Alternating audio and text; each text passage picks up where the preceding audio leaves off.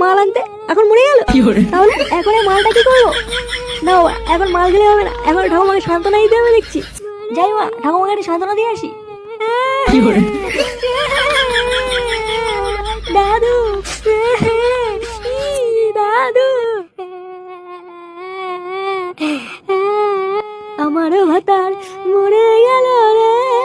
কি ভাতার বলছি না, এটা তো আমার দাদু হয়। মাল লাগিয়ে নেশে হয়ে গেছে দেখছি।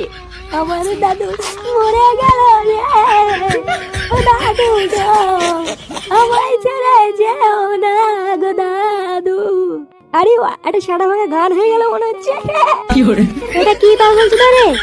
তাই তো দেখছি ওরা। একটা কথা আমার মাথায় কিছুতেই ঢুকছে না। কি কথা? আচ্ছা, দাদু মরেছে ল্যাংচার, কিন্তু হুতো কাঁদছে কেন?